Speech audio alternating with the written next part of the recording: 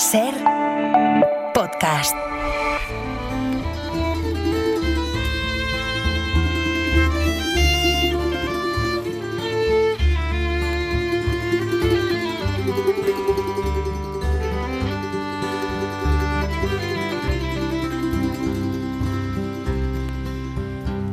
Ya te fuiste de aquí para siempre,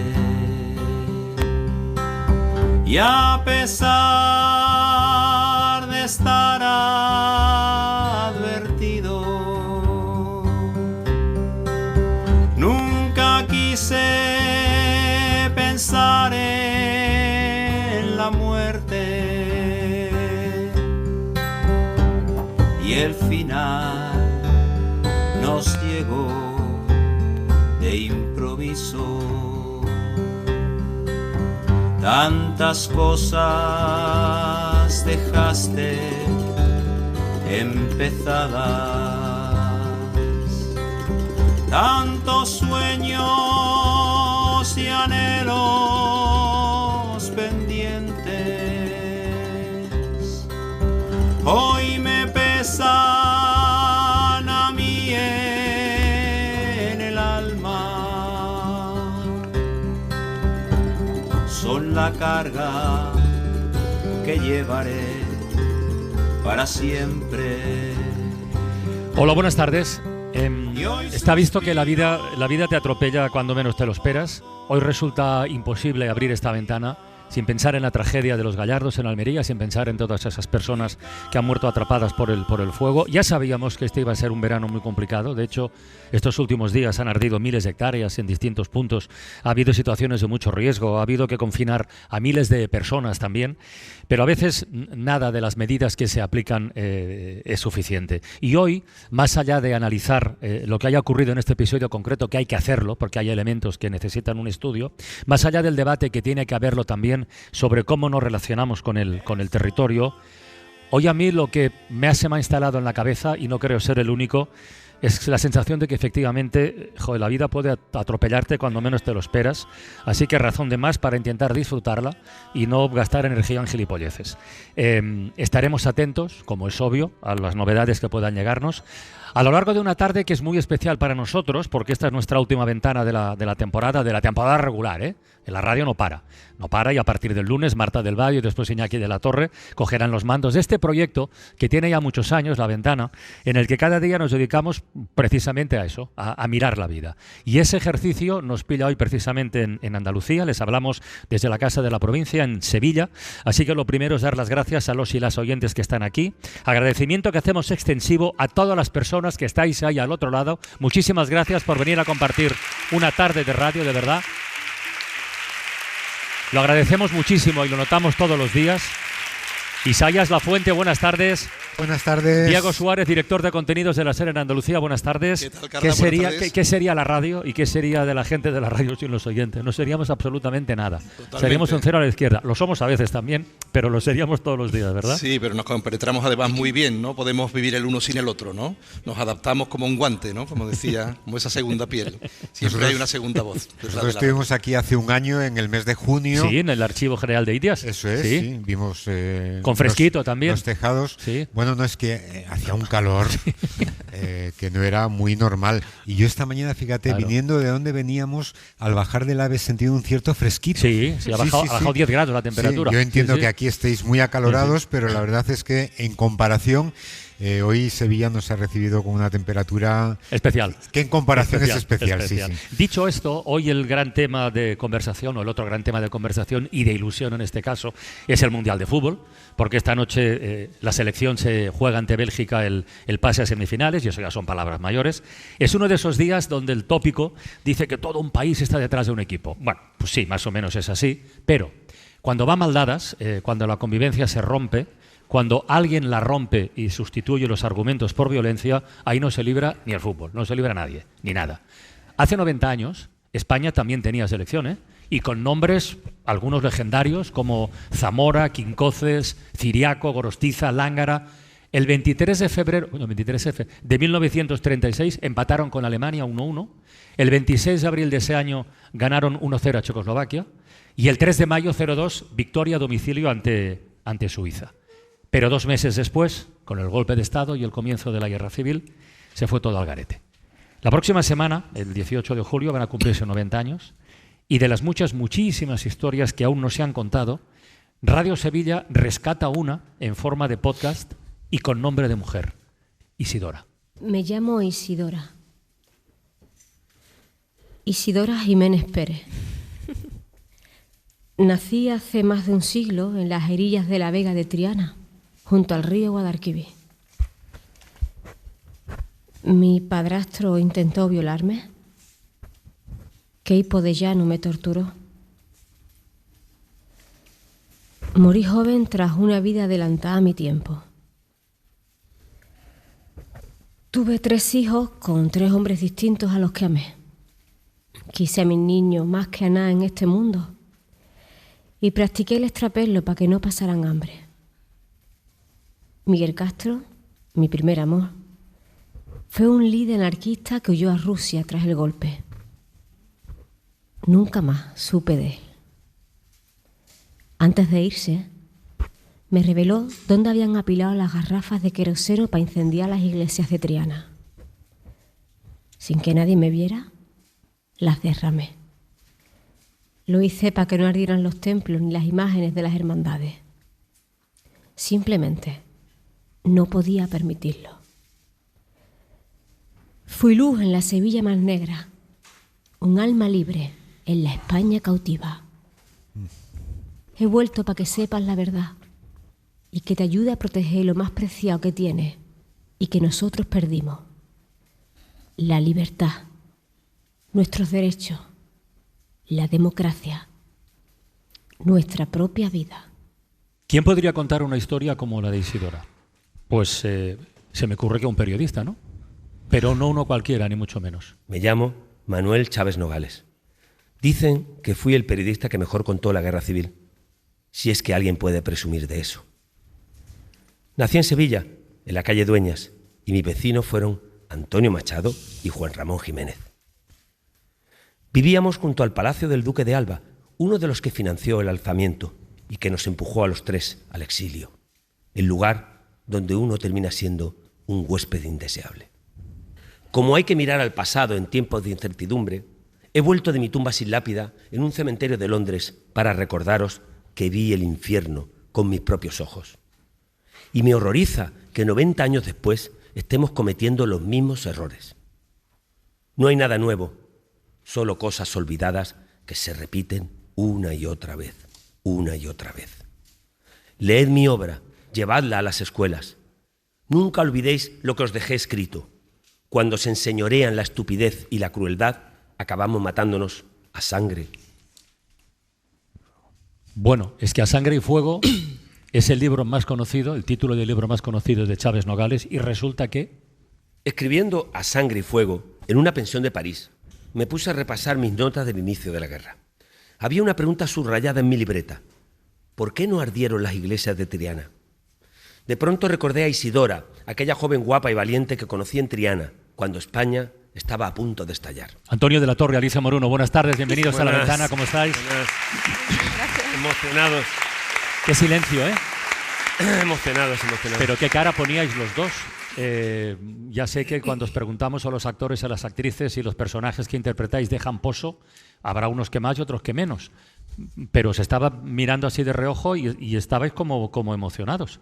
¿Conocíais la historia de...? Bueno, no, yo desde luego me imagino... La de Isidora no. Yo conocía la obra de Chávez Nogales, Sangre y Fuego, los relatos de la defensa de Madrid, y es verdad que como actor, o sea, bueno, aparte del valor que tiene político, del momento emocional, humanista y imprescindible, es un narrador imprescindible. Es como Kapuscinski ibérico, pero antes de Kapuscinski. Sí. Y luego te tengo que confesar, pero esto es casi anecdótico, que como actor siempre, todos los libros que he leído de él, siempre hay personajes que digo, me encantaría hacer este personaje. Bueno, pues algún día a lo mejor. Bueno, no sé. A ver si Diego Suárez, que tiene mucho mando en plaza, a ver si me colocan algo. ¡Diego! Francino, cuando estaba escuchando a Chávez Nogales, estaba Antonio haciendo el playback. Sí, claro. Estaba moviendo porque los labios. sonaba. Sí. ¿Y tú, Alicia? Bueno, no conocías la historia de Isidora, no, claro. No la conocía y me parece digna de conocerse. Es verdad que al leer las palabras que Diego plasmó en boca de Isidora, no dejas de sentir que el corazón se te deshace un poco, o mucho más bien. Y es como dice aquí Antonio, bueno, como ha dicho antes con el autor, que son historias que deben permanecer, deben continuar sabiéndose, conociéndose, porque hay cosas que no deben olvidarse. Y esto, por ejemplo, no se debería olvidar, porque en el momento en el que, como decía don José Sanchís Sinisterra, cuando los vivos tenéis la barriga llena, ¿cómo era? Y cuando los vivos os ponéis corbatas y tenéis la panza llena, os olvidáis de cosas. Y hay cosas que no se pueden olvidar. Y esta es una de ellas. Pues en eso estamos. Yo fíjate, ayer entregamos el premio a la mejor audiobiografía, que ha sido un proyecto este año de La Ventana, y cuando te estaba escuchando oía en esos 30 segundos, en ese minuto, una audiobiografía cerrada de una mujer a la que nadie conoce y que sin embargo fue una heroína, y sobre todo una mujer adelantada a su tiempo, que hubo muchas en los años 30, y solamente la guerra, el golpe y 40 años de dictadura las devolvieron de nuevo a donde ellos creían que debían estar. Bueno, una mujer que se la jugó, porque es una mujer de izquierdas, una mujer que tiene como pareja un líder anarquista que tiene que salir por piernas cuando el golpe de Estado, y que ella decide que no puede dejar que quemen las iglesias de Triana, a pesar de lo cual el resto de años que vivió con un estigma, la mujer del rojo, etcétera, etcétera, pero se lo jugó en su momento y en su momento la pillaron. Mi vecina Mari entró para avisarme. Alguien había derramado bidones de queroseno que estaban tirados en la calle junto a la alcantarilla. Felipe y Andrés, los amigos anarquistas de mi marido, acababan de llegar. Andrés se puso a chillar lleno de ira, pronunciando todas las S con acentos del norte. Andrés empuñaba con el brazo en alto su pistola Star, la sindicalista. Yo había salido con Mari a contemplar la escena y me hice la sorprendida. Pero Andrés se dio cuenta de que mis enaguas estaban mojadas y Mari notó que mi ropa olía mucho a petróleo. Ni siquiera me había dado tiempo a cambiarme. Andrés me miró fijamente, apretó los puños, dio un alarido y me encañonó con la pistola. Yo estaba asustadísima. Creí que me mataría allí mismo. Pero Felipe, que no se había dado cuenta y solo miraba fijamente a los bidones, le frenó agarrándole del brazo, pidiéndole ayuda para recoger en peso el único que no había caído totalmente y que aún tenía algo de combustible en su interior. Me temblaba todo el cuerpo y me quedé paralizada viendo a los dos corriendo torpemente con el bidón hacia la iglesia de Santana. Mientras corrían, Andrés giró la cabeza hacia mí y con su mano izquierda hizo un ademán de cortarme el cuello. Mari me abrazó muerta de miedo. Nos metimos corriendo en la casa. Me ayudó a cambiarme y a coger a mi hijo para escondernos. Bueno, Isidora se la jugó, y la historia de Isidora la conocemos porque se ha empeñado Diego Suárez, no solo porque es un periodista, director de contenidos de la cadena SER en Andalucía, sino porque tiene vinculación familiar directísima. ¿Qué era Isidora de ti? Era la hermana de mi abuela Luisa. ¿Y tú cuándo descubres eso? Bueno, yo tenía referencias de mi abuela que me contó que su hermana hizo eso. Yo no era realmente consciente de hasta qué punto tenía o qué dimensión tenía aquello que ocurrió. Viví con aquello, pero era una historia que no se había documentado. Venía de la tradición oral, porque Isidora se lo cuenta a su hermana Luisa y se lo cuenta a su hijo Miguel, al pequeño del que habla en ese extracto del episodio. Miguel Vladimiro Lenin. Miguel Vladimiro Lenin, pues si no quedaba claro. Por dar la afiliación completa. Hay otra parte que es cuando mi tío Juan Suárez Jiménez, encuentra en un baúl el libro de familia, porque Miguel Vladimiro Lenin se cría con mi padre y con mi tío al fallecer Isidora y al estar desaparecido el padre. Y en ese momento mi tío ve Miguel Vladimiro Lenin y claro, mi abuela rápidamente le quita el libro de familia y le dice: chiquillo, deja eso, porque había... Es decir, las historias estaban tapadas, pero como la de Isidora Carlas, hay miles de historias que tapó. Y en este caso, yo viendo que no puedo permitir que siga pasando el tiempo y que falten personas que supieron lo que ocurrió. Por tanto, había que documentar de alguna manera esa historia que en la tradición oral existía, pero que se iba a perder, ¿no? Y es una historia que nos ha dado sorpresas a medida que nos hemos ido metiendo y que hemos ido remangándonos y conociendo los detalles de esa mujer. ¿Qué habéis descubierto? Porque dice, tuve 3 hijos con 3 hombres diferentes. El primero ya sabemos que fue el anarquista que huyó y del que nunca más se supo. Pero luego el segundo y el tercero. Pues el segundo, Isidora se coloca en la pirotecnia en Sevilla y pues allí era buscada permanentemente por los militares que iban a por ella, los guardias la llevaban a la cárcel de la Ranilla, a la Gavidia, y allí la torturaban porque en el fondo pensaban que sabía dónde estaba Miguel, pero ella no conocía el paradero de su marido. Así que permanentemente, claro, y ella decía, ¿yo cómo le voy a contar a estos guardias que yo he hecho lo que he hecho en Triana? Porque no me va a creer nadie, ¿no? Entonces la torturaron, ella pasó un calvario muy, muy grande, pero en verdad nunca supo dónde estaba Miguel. Y ella, pues en esa fábrica de la pirotecnia donde trabajaba, tenía un jefe que la arropó, que la cuidó, que le dio el cariño que ella, siendo ya una viuda oficial, porque su marido estaba en paradero desconocido, pues termina teniendo una hija de esa persona, de una clase social completamente distinta y de una relación absolutamente imposible, ¿no? Y en ese sentido, pues ella tira hacia adelante con su hija también y, pues como se ha oído, practica el extraperlo, tenía los vestidos con los dobladillos, con los bajos fondos, y se iba pues en los entornos de los mercados de abastos, de las estaciones, donde se podía conseguir el alimento del extraperlo, que Chávez Nogales lo vincula muy bien con los nombres del acrónimo del extraperlo, ¿no? Que lo dice muy bien Antonio de la Torre y lo deletrea estupendamente, ¿no? John Strauss y Perlovitz. Perlovitz, muy bien. ¿Y el tercero? Extraperlo.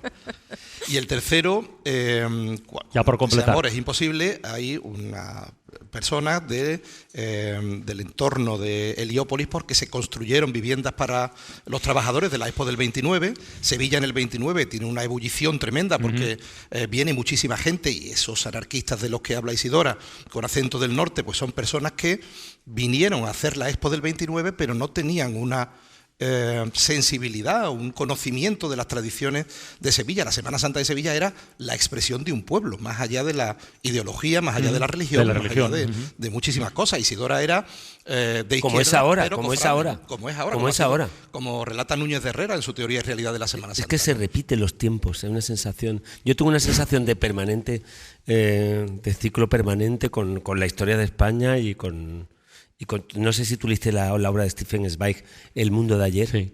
Cómo explica perfectamente cómo puede ser tan la Austria de entreguerras, cómo se ve venir el Holocausto, nunca mejor dicho. O sea, es increíble porque hay algo como que está ahí. Todo el mundo vive ajeno al monstruo y el monstruo se despierta cuando ya se despertó, es tarde. Es algo. Hay un detalle en la historia de Isidora que puede parecer menor, a mí no me parece que sea menor, que es que por lo menos sabemos dónde está enterrada. Ella no forma parte de esa lista larguísima de nombres propios de los que un día dejó de saberse y que todavía yacen en un montón de fosas comunes, que en nuestro país se calcula que hay unas 6.000 todavía, y de esas 6.151 están en la provincia de Sevilla. De hecho, en Sevilla capital, donde estamos, en el cementerio de San Fernando, está la fosa de Picorreja, que se supone, se calcula que es la más grande de España, y pueden haber restos de casi 6.000 personas, que es una auténtica barbaridad. Y lo cierto es que lo que es el concepto y el asunto de la memoria histórica es algo que ha estado muy presente siempre en esta ciudad, en Sevilla. Ahora pronto hará 4 años que se retiraron los restos de Queipo de Llano, de la Basílica de la Macarena, para cumplir con la ley de memoria democrática. Hemos invitado a asomarse a la ventana, bueno, y es nuestro anfitrión aquí en la Casa de la Provincia, al presidente de la Diputación de Sevilla, Javier Fernández. Buenas tardes, bienvenido, ¿qué tal? Buenas tardes, ¿qué tal? Bienvenidos vosotros por aquí, por Sevilla. Muchísimas gracias. Estaba yo pensando que todo el tema de la memoria histórica de las fosas, que aquí en Sevilla, en otros lugares también, pero ha tenido una importancia notable en los últimos tiempos, igual se complica a partir de ahora, ¿o son figuraciones mías? Bueno, ya venía complicado en algunos ámbitos, ¿no?, donde los gobiernos de derecha fundamentalmente ponían en duda, ¿no?, este concepto de memoria democrática, bajo ese debate de si estamos abriendo, cerrando heridas, y con ese concepto equivocado de ley de concordia con la cual intentan compensar la ley de memoria democrática, y evidentemente a partir de ahora, pues con ese pacto firmado en Andalucía, que el peor de todos los que se han firmado entre el PP y Vox en las otras 3 comunidades autónomas, es decir, este es el más radical de todo, letra a letra, pues la verdad es que, bueno, las cosas se van a complicar mucho, pero yo creo que hay que no solamente aplicar la ley por el concepto de justicia social, sino porque además yo creo que esto es una cuestión de justicia democrática, ¿no? Es decir, un país, yo creo que la democracia española no va a estar lo suficientemente consolidada y lo suficientemente adecentada y fuerte mientras sigamos teniendo fosas comunes y tengamos, por ejemplo, en el cementerio San Fernando, una fosa que se llama la fosa Monumento, donde hay 2.700 víctimas del franquismo y de la represión franquista. Eso dice Chávez Novales en el podcast, que no podrá descansar hasta que se recupere la dignidad de todas esas personas. Pero yo tengo una duda.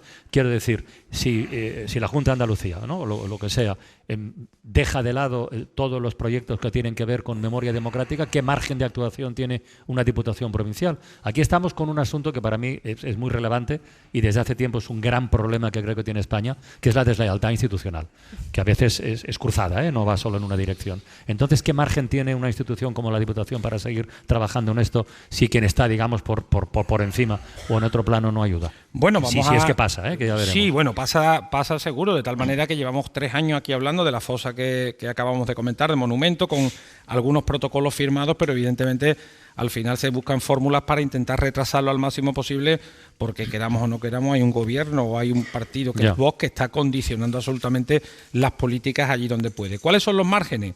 Bueno, pues los que nos da la ley, evidentemente la colaboración de aquellas instituciones que pensamos que esto, como te decía, es de justicia democrática y que además las familias tienen derecho, y en Sevilla en particular, porque en Sevilla el régimen y la represión fue brutal. Has hablado de Queipo de Llano, que fue uno de los más violentos golpistas que hubo en España, porque en Sevilla se llevó a cabo una de las represiones más duras, tanto durante la guerra civil, durante el alzamiento militar y sobre todo la posguerra, que fue brutal, ¿no? De todas maneras, es que la deslealtad institucional tiene un límite, tiene una línea roja, que es cuando pretendes dar una patada en el culo de tu adversario y se lo das a otra gente. En este caso, se lo estás dando a la memoria de las víctimas. O sea, las leyes de memoria democrática en realidad son las verdaderas leyes de los nietos, porque ha pasado mucho tiempo. Es que estamos a 90 años del inicio de la guerra civil.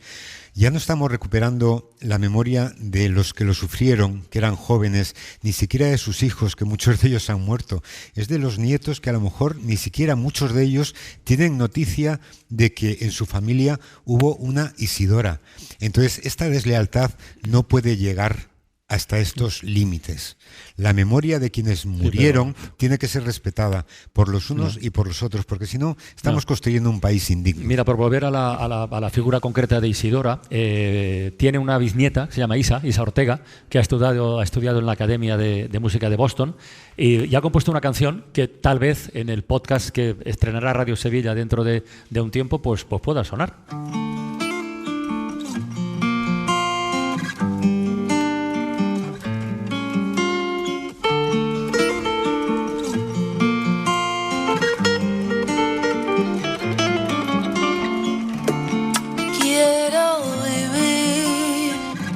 Cerquita del mar, quiero ver a mi padre feliz y no saber nada de ti. Fíjate que esta canción habla del mar, y una de las últimas fotos de Isidora antes de morir estaba hecha precisamente en la playa. Y si hablamos de música, si hablamos de cultura, si hablamos de la guerra, de los crímenes, hay un nombre propio, Federico García Lorca.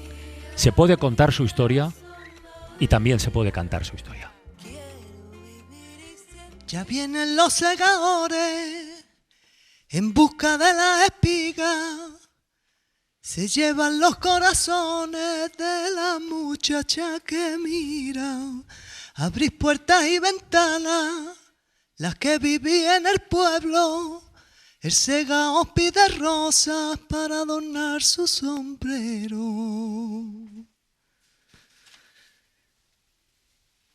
La naranja es la tristeza del azar profanado. La naranja la tristeza que se torna fuego y oro, lo que antes fue puro y blanco. Ay, el hacer profana.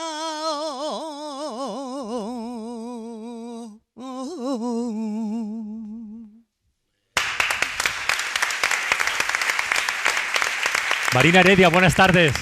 Buenas tardes, bienvenida a La Ventana.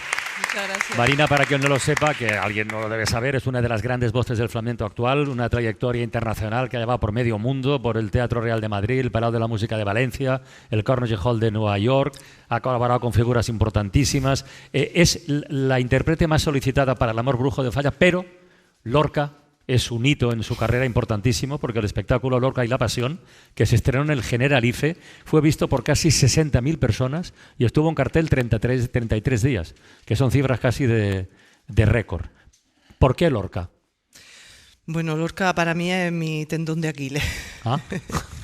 Lorca me conmueve, aunque relea su obra. Lorca en Granada está muy presente, en los flamencos, por supuesto, pero... Bueno, estaba muy unido al flamenco, Lorca, claro. Sí, él era muy flamenco, era muy flamenco y muy del pueblo, ¿no? Él tenía mucha relación, además, con los gitanos y subía mucho a mi barrio, al Albaicín. Entonces, históricamente, Lorca ha estado muy ligado a nosotros, pero yo personalmente tengo la suerte de que mi familia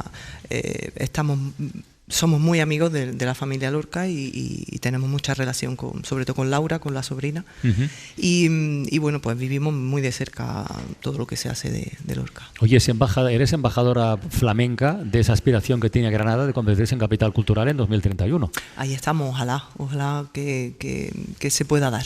Ojalá. Yo creo que dentro de muy poquito, si no me equivoco, el 13 de noviembre estaremos abriendo La Ventana en Granada. Qué bien. Sí, a ver si coincide con esa designación. Claro, hablamos de Lorca y recordamos y reivindicamos su arte, pero claro, sus ideas políticas, su homosexualidad, por qué le mataron. Es decir, es una revisión muy integral de una figura que forma parte de nuestra historia y que desde todos los territorios, también desde la música, es interesante reivindicar. Vamos, interesante, es imprescindible, en mi opinión. Es muy interesante porque además yo pienso que a Federico en Granada se le mató por todas esas cosas que tú dices, por rencillas antiguas, porque su familia también su padre tenía dinero, era gente muy acomodada, pero un poco fuera de los márgenes que en ese momento había que llevar, ¿no? Y bueno, pues Lorca yo lo descubrí más a fondo, si cabe, cuando hice este trabajo del espectáculo de Lorca y la Pasión.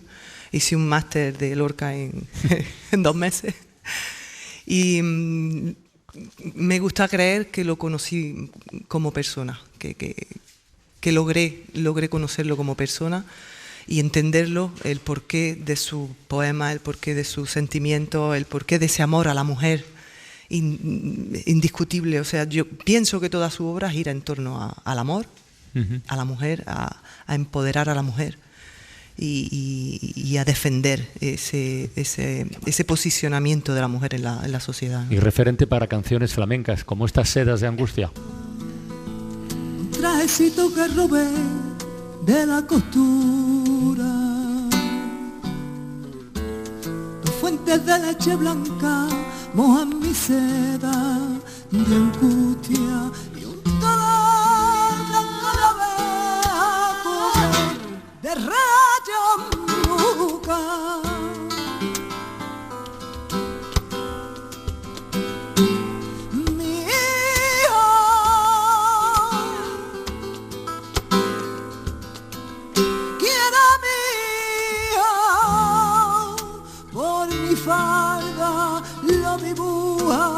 Esta cinta que me estalla de alegría y en la cintura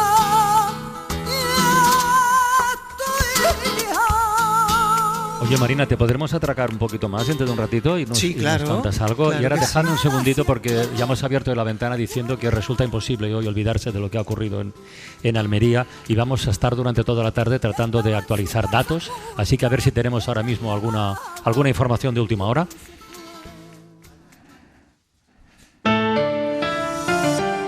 Guillermo Mirón, buenas tardes. Buenas tardes. Cuéntanos, amigo, ¿qué datos tenemos? Pues de momento se mantienen en 12 los fallecidos confirmados de forma oficial como consecuencia de este incendio que se originó en el municipio almeriense de Los Gallardos y que se extendió rápidamente al colindante de Bédar, donde en un principio, según ha asegurado el propio alcalde de esta localidad, donde residirían todos los fallecidos a causa de las llamas, y son 23. Se mantiene también por el momento el número de desaparecidos.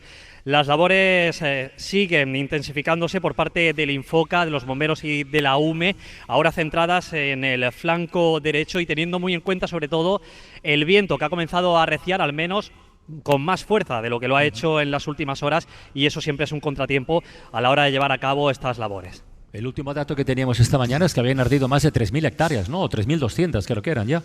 Más de 3.000 hectáreas y siguen ardiendo. Sin ir más lejos, acabamos de hablar con un vecino de la zona que tiene su cortijo precisamente en la localidad de Bédar, y le acaban ahora mismo de llamar y de confirmar que las llamas hace muy poquitos minutos han alcanzado este inmueble, lo que quiere decirse que siguen expandiéndose, aunque con menos fuerza de la que lo hacían en el día de ayer y sobre todo durante esta madrugada, pero el incendio sigue activo, sigue quemando hectáreas, y hay sitios por la propia orografía del terreno y de esta Sierra Cabrera, donde se encuentran estos pueblos, a las que es muy difícil de acceder. De hecho, no se ha podido acceder a esta hora. Son las inmediaciones de un centro budista que se encuentra situado en esta localidad, y alrededor del mismo pues también varias viviendas diseminadas y cortijos como el de este vecino con el que hemos hablado hace solo unos minutos. Muy bien, compañero, pues nos vas contando cualquier novedad, ¿vale? Así lo haremos.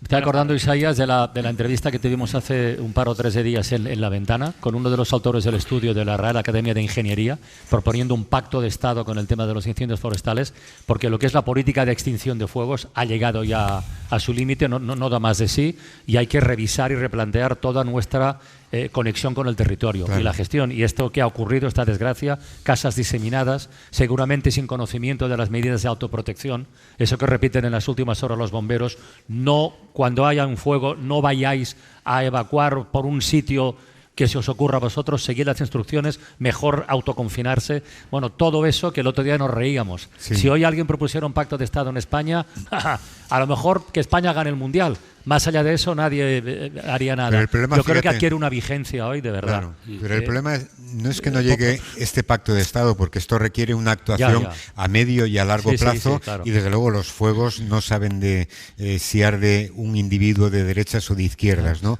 sea, si hay una política de Estado. El otro día, claro, es que es así. Pero antes, por lo menos, fíjate, existían los 3 días de luto, los 100 días de prueba para un gobierno y demás. Es que Miguel Tellado ya esta mañana ha dicho que la prueba de que España necesita otro gobierno es lo que ha pasado en Almería. No. Y en Andalucía, ¿en serio? En Andalucía gobierna el Partido Popular, no sé en manos de quién está la Diputación de Almería. Entonces, claro, hay que respetar. O sea, volvemos otra vez a hablar de la memoria y de las víctimas.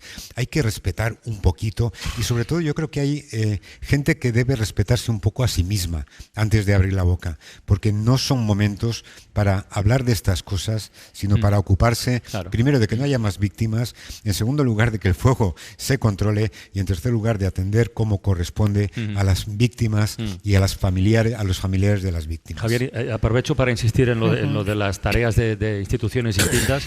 Consorcio Provincial de Bomberos, que depende de la Diputación de Sevilla en este caso, ¿qué margen de actuación tiene? ¿Qué puede aportar a este problema que tenemos, que es un problema con mayúsculas y que va a ir a peor? Y que va a ir a peor clarísimamente por los efectos del cambio climático. Bueno, parece evidente que hace falta un gran pacto de Estado en materia de incendio, como estáis planteando, porque otras, además... Pero en esta, al final, como decía Isaías, al final la ideología tiene que quedar en un segundo plano, porque es que los incendios no entienden de ideología, con lo cual aquí hay que demostrar realmente que el Estado autonómico llegó para complementar el Estado central y no para estar permanentemente confrontando desde las autonomías con el Estado. ¿Qué es lo que hay que hacer? Pues oye, pues lo primero, como bien se decía, lo primero que hay que hacer en un tema de estas características, evidentemente, es ponernos al lado del dolor, la consternación y lo que sentimos hoy ante un incendio de estas características, y después poner todos los medios, dependan de quien dependa, en el beneficio general y en el interés general. Hay una cosa en este país que se llama interés general, que la hemos dejado un poco en un segundo plano y que tiene que primar en todo, y evidentemente en el tema de prevención y extinción de incendios, pues por supuesto que la colaboración y el deber de auxilio tiene que estar por encima de cualquier otra cuestión interesada en cada momento. Y luego otra cosa, los accidentes también existen. O sea, los accidentes son fenómenos no previstos y que ocurren por las razones que sean. Es decir, no sé lo que ha ocurrido en este caso concreto y habrá que investigarlo y estudiarlo y debatirlo, pero hay cosas que pasan en la vida de las que nadie es responsable directo. Quiero decir, claro, es que... No lo sé, lo que ha pasado aquí, tampoco hace falta ir buscando. Los accidentes ocurren, evidentemente. Claro, es que hemos entrado en una dinámica perversa donde cada vez que ocurre algo, antes de ver realmente qué ha pasado, ya estamos diciendo, oye, ¿quién es el responsable de que haya pasado esto? Y buscamos rápidamente ya cabezas de turco, buscamos cabezas y, oye, vamos a analizar. Primero vamos a actuar y vamos a intentar acabar con la desgracia, intentando ver qué pasa con estas personas que han desaparecido y que siguen desaparecidas en esta hora. Vamos a intentar poner todos los medios, todo el mundo para acabar con el incendio y controlarlo lo antes posible. Oye, después vamos a darle la prudencia oportuna a los análisis, a las investigaciones que haya que hacer, pero a priori ya decir, oye, lo de Tellado esta mañana, de verdad, sinceramente, no tiene nombre y creo que no está a la altura. No tiene nombre porque es innombrable. Ya, si yo no encuentro la palabra para definirlo, ¿no? Porque creo que es tremendo, ¿no? Volvamos a Isidora. Los olvidados, los que retumban en la memoria, los perseguidos, de anochecida en mitad del cerro, los exiliados, los que jamás volvieron a ver correr a sus hijos. Las olvidadas, las que escondían pan en el mimbre, las perseguidas y señaladas en todo el pueblo, las exiliadas, las que jamás volvieron a ver correr a sus hijas. ¿Puede ser, Alicia, que las olvidadas sean una parte importante de la historia y que ejemplos como este de Isidora nos permitan recuperar la memoria de, no sé si llamarle matriarcado, a lo que funcionaba en aquel momento, pero al peso que tenía esa figura femenina en la familia en un contexto tan distinto como el actual? Sí, yo pienso que puede serlo y lo es. No solamente Isidora, sino muchas madres que quedaron con la herencia de hijos de otros, de familiares que habían muerto, los adoptaron. Ay, gracias, compi. Disculpad. Pues de niños que habían quedado huérfanos, hijos de vecinos, de no sé cuánto. Las madres, al final, las mujeres fueron quienes pudieron salvar esa herencia infantil, que a día de hoy, bueno, pues son mayores y que espero, y son los destinados a seguir contando la historia de Isidora y de otras mujeres como ella, con esa justicia que ni ellas mismas sabían que tenían. Oye, y para una actriz, bueno, y también para un actor, ¿es lo mismo interpretar a un personaje de ficción que se ha inventado un guionista o interpretar a una mujer como Isidora que existió, que vivió, que hizo lo que hizo? Contesta tú. Sí, gracias. Bueno, en mi caso, cuando sabes que el personaje es real, es mucho más fácil que se te pongan los vellos de punta, ¿no? Es mucho más fácil también poder entenderla y dejarte impregnar por su historia, por lo que pudo sufrir, padecer o incluso, hacerles reír. Pienso que cualquier personaje, ya sea de ficción o real, en el caso de los actores, bueno, yo hablo de mi caso, para mí es un disfrute grandísimo. También cuando es un personaje absurdo, pues también es una maravilla. Sí. Pero en este caso de Isidora es un auténtico bombón, es un regalo por parte de Diego. Muchísimas gracias y Cadena Ser. Y bueno, es verdad que cuando aparte de un personaje tan cercano, ¿no?, de mi ciudad, conozco las iglesias, las calles de las que hablan, entonces pues claro, todo se transforma mucho. Que podrías haber sido tú. Ay, de haber nacido 90 años antes, podría haber sido yo, porque mira, suceden cosas que digo, es que yo lo había hecho igual, claro, es que tienes toda la razón, ¿sabes? Entonces yo pienso que sí, reconocible. De todas maneras, Carlas, hay un pequeño... Tengo que preguntarte una cosa luego. Una pequeña ficción dentro de las dos historias reales, claro. Porque cruzamos a Chávez Nogales y a Isidora, que probablemente estuvieron juntos, porque Chávez Nogales fue a hacer un reportaje de la salida de la Hermandad del Rocío de Triana, solo 2 meses antes del inicio de la Guerra Civil, en mayo del 36. Y también Chávez Nogales era un enamorado de los aviones, de volar. Sí. Y Isidora vivía muy cerca de la base aérea de Tablada, que inauguró el rey Alfonso XIII y a la que acudió Chávez Nogales, que era sevillano. Y en esos 2 momentos nosotros unimos a Isidora y a Chávez Nogales, que cruzan miradas, cruzan conversación y también comparten sus aficiones y se dan cuenta de que tenían, digamos, cierta identidad compartida a la hora de defender unos valores y unas situaciones absolutamente límite que estaban ocurriendo en ese momento en Sevilla. Oye, ¿es verdad que a partir de conocer esta historia has descubierto que tienes parentesco con un compañero de Radio Sevilla? Porque bueno, eso es tremendo. No me lo estoy inventando, ¿no? Sí, estábamos con el director de Radio Sevilla, Antonio Yélamo. Por favor. Un día habíamos salido de la radio y estábamos tomando una cerveza y en ese momento pues coincidimos que Miguel Castro, el apellido Castro, que era el marido de Isidora. Nosotros tenemos un compañero, nuestro jefe de emisiones de Radio Sevilla, que es José Manuel García Castro. Y hablando con él, él nos contó, a mí me contó alguna vez que su abuelo fue un líder comunista en Triana. Y hablando, resulta que llegamos dijimos, pero bueno, vamos a ver, un líder, espérate, esto ocurrió así, fuimos escarbando, y resulta que Miguel Castro era hermano de Manuel Castro. Miguel Castro era anarquista, Manuel Castro era comunista, pero era hermano, o sea, Isidora era hermana de mi abuela y Miguel Castro era hermano del abuelo de mi compañero José Manuel García. Así que de pronto vimos que éramos familia. No sigáis tirando del hilo.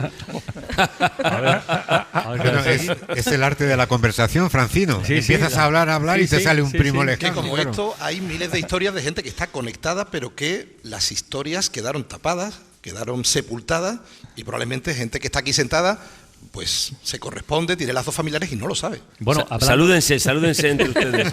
Como en las iglesias. Dense la paz. Pero hablando de historia y de memoria, voy a dar un salto.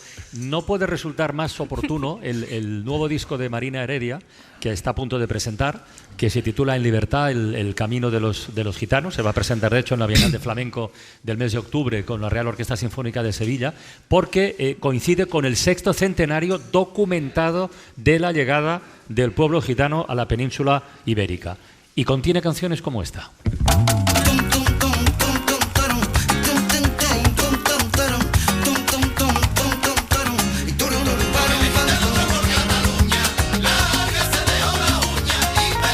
¿Esto huele a rumba catalana o son figuraciones mías? Huele. ¿Y eso?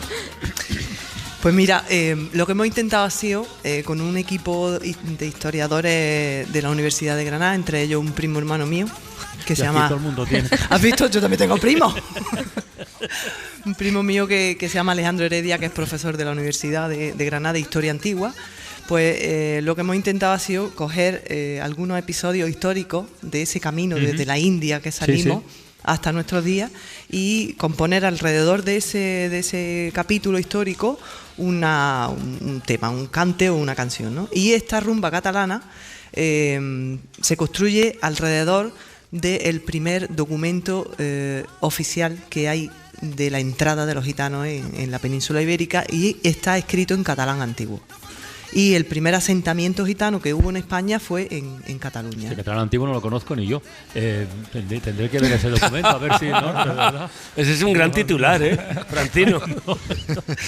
Y entonces, bueno, pues a través de esa cita que entra Juan el Egiptano, que era el primer gitano que venía con su caravana y con su familia, el egiptano, construimos esta rumba catalana que habla de ese episodio y la comparto a mi suerte con Lolita Flores, que es la gran heredera de la rumba catalana. Oye, pues cuando tengas el disco ya en circulación, te vienes un día a la ventana y lo desgranamos así. Bueno, ya hay dos temas, por allí. Mira, el otro es este. Mi rezar cantando. Sí.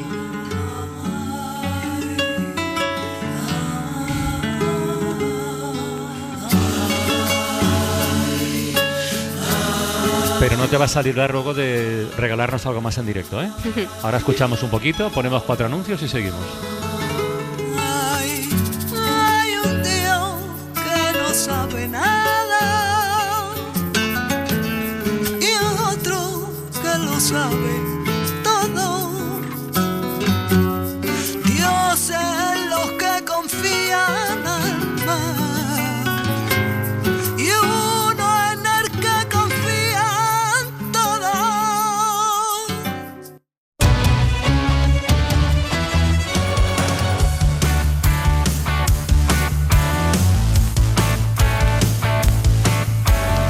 Esta es la sintonía del Mundial de Fútbol de la cadena SER. Hoy tenemos una cita importantísima contra Bélgica y en los dos últimos compromisos de la selección, a esta misma hora, hemos hecho una conexión en la ventana con nuestros enviados especiales y la cosa ha funcionado.